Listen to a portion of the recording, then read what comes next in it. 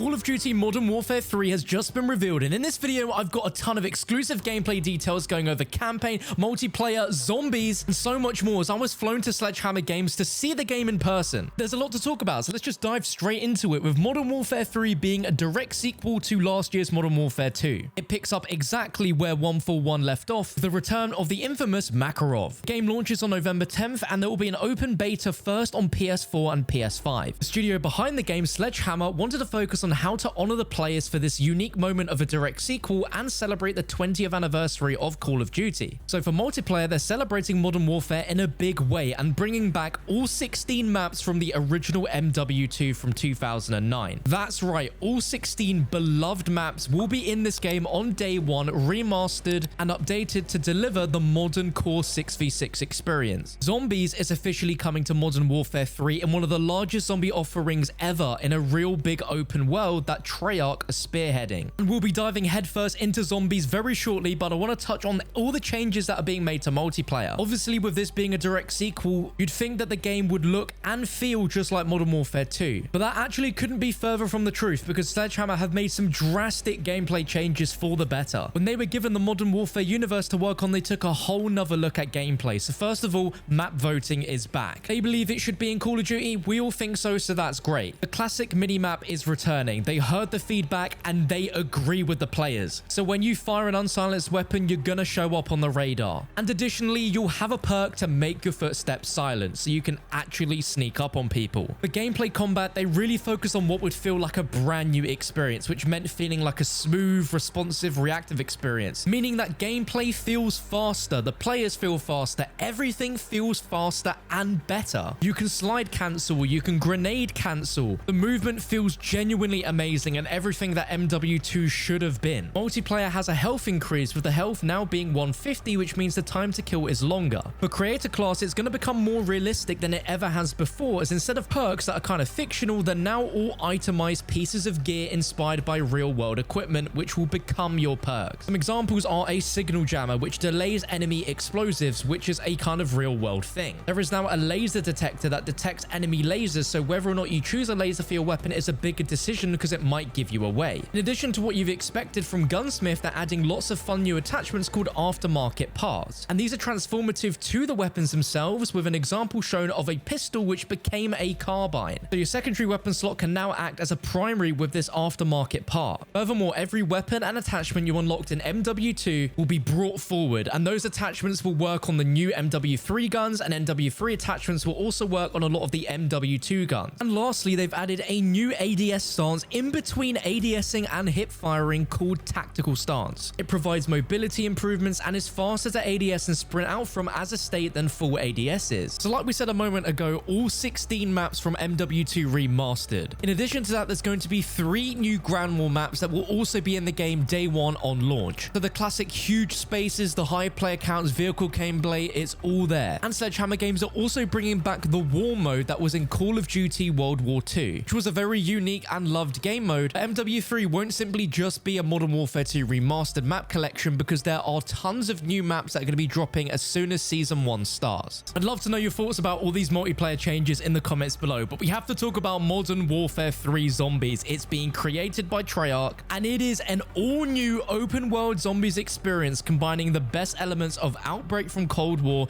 with DMZ from Modern Warfare 2. It's the biggest zombies experience ever seen, taking place on the largest map that they've ever had zombies on, but it will all have the theme and lighting and atmosphere that you would expect from traditional Treyarch zombies. For the first time ever, this is going to contain multiple squads in a single game. So usually a zombies experience is only up to 4 players, but in this mode it is up to 24 players, and each squad in a game can go up to as much as 6 players, which is absolutely wild. This is a exclusively player versus environment, which means this is the largest cooperative experience ever seen in Call of Duty, where you'll be able to team up with tons of players within the same zombie match to take on the biggest threats that you wouldn't be able to take on by yourselves. Now, when you hear that this zombies mode is a combination of DMZ and Outbreak, it is absolutely not a round-based zombies mode, so if you have any expectations of that, please get rid of them now. The gameplay loop for this is an extraction-based loop, where you're going to be going in to complete missions, contracts, and activities for a new faction called Operation Deadbolt. In the process, you'll be earning points you'll be using to upgrade yourself, spending them on the classic things such as perks,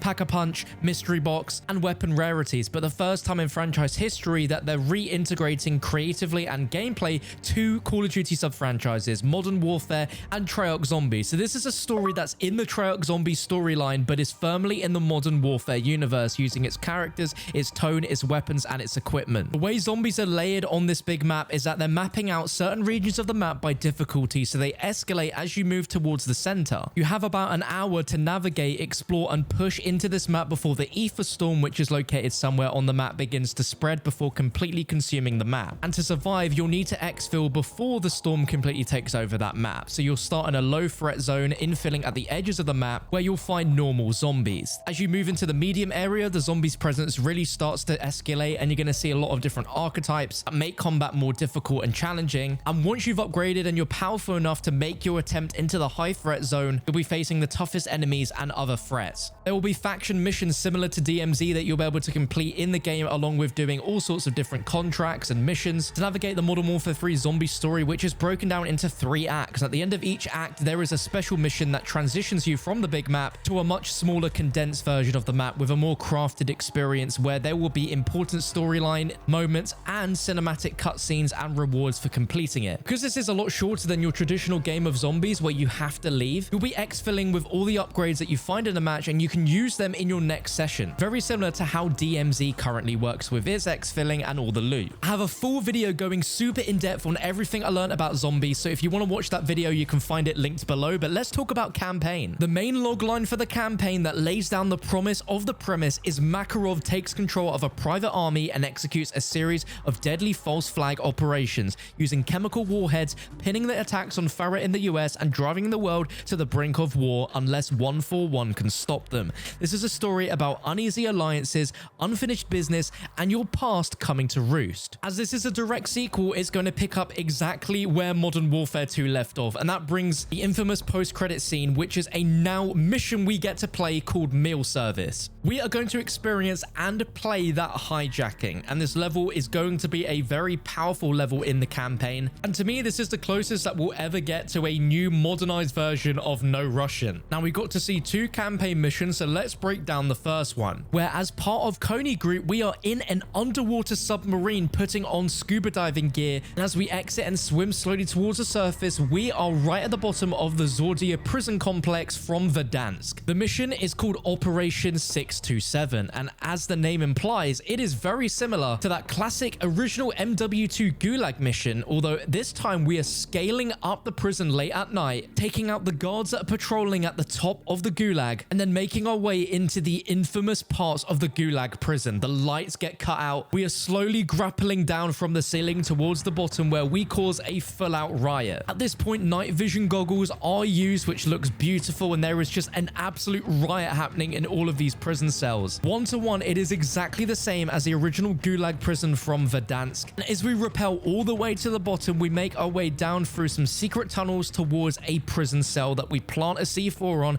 and the mission ended. Our Call of Duty campaigns are known for the epic and cinematic missions and taking the audience on a thrill ride, and MW3 will have all of this, but on top of that, they're adding a brand new innovation to campaign called open combat missions. These missions are where they put the player in the driver's seat and feature a lot of variety in locations, where these are far more open levels than what you typically expect from Call of Duty, where there will be a variety of weapons and special weapons hidden around the map for you to find, variety of vehicles to use, and a variety of tools such as the Ascender, the parachute, and night vision goggles, all to support a variety of playstyles. Now, if you're someone that likes to take their time to figure out how a level works, to find out where the enemies are, what the patrols are, find the special weapons and kill streaks, these levels are designed for that, because these levels are challenging and you're probably going to die a few times, but that is all part of the gameplay loop, where every time you respawn, you actually get to choose your own loadout, and everything that you found in that previous life is added to your inventory so you can select it upon respawn. The studio were really inspired by games that showcase player creativity, and this is what they wanted to bring to the campaign. A unique experience for every player that emphasizes the style and flair that those players can bring. So that all ties into the second campaign mission that I got to see, which took place after the hijacking mission, and this is a mission called Crash Site. Following the hijacking, 141 race across Urzikstan to get to the crash site, and when they arrive, they find Coney operators. They're staging the scene,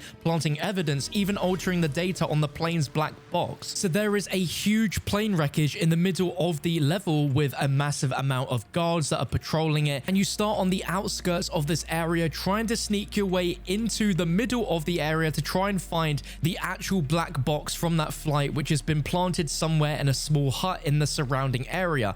Now there's tons of patrolling AI. These huts also contain a lot of different traps such as C4, which immediately kills the player, and as we see, we respawn, and we even have some funny narration from Laswell where she almost acknowledges that you died and that you're trying again. The mission takes place at night, and in the end, the gameplay that we saw ended up with the player going stealthily using a silenced pistol, taking out enemies, going through a barnyard and taking them out. And after dying to a sniper that was on top of one of these huts, they go again, do the same thing, but this time climb up on top of the hut and take out the sniper rather than trying to sneak in the hut the sniper's on top of or go further forwards. And from there, they retrieve the black box and the mission comes to an end. But when we were described about these open combat missions, we got to see a vast amount of different bits of gameplay spanning some of the locations that we'll be playing in, such as Europe, the Middle East. We'll be conducting operations in the frozen tundra of Siberia. We're going to be pursuing Makarov in cities like St. Petersburg and in London, and we're going to be able to go back to some fan favorite locations in Verdansk, including the Gulag and Gorodam. And it was such a trip to see gameplay of someone rappelling with a parachute over the Gorodam in a nighttime version of Verdansk. It's really awesome to see that that is going to be a feature within the campaign, and as we've seen from some earlier trailers, we're also going to see the Verdansk stadium as well. And the campaign creative director said that he's worked on a lot of campaigns, but to him, this is the campaign that the campaign team as developers have always wanted to make. It includes half of the missions, which are the epic cinematic missions that Call of Duty is known for, and then the other half of the missions are going to be these open combat missions that really give the audience unparalleled choice. And they describe this campaign as the most YouTubeable and most shareable campaign in Call of Duty history. So I'm expecting some really big moments, both story-wise and gameplay, for that statement to hold true. I currently have no information on what's going to happen with Warzone, but we can expect there to be a brand new map. Potentially all the movement changes we're seeing in multiplayer might also translate over to Warzone. We also at this moment in time don't know if DMZ is going to continue in Modern Warfare 3. It seems likely that the zombies mode is going to be replacing DMZ, but only time will tell if we actually get that official confirmation. The game is coming on PS4, PS5, Xbox One, Xbox Series X, and PC via Steam and Battle.net. Let me know your thoughts on all of this down below in the comment section. If you enjoyed the video and found it useful, like and subscribe to keep yourself up to date with everything MW3. And if you want to know everything about zombies, then click on your screen right now.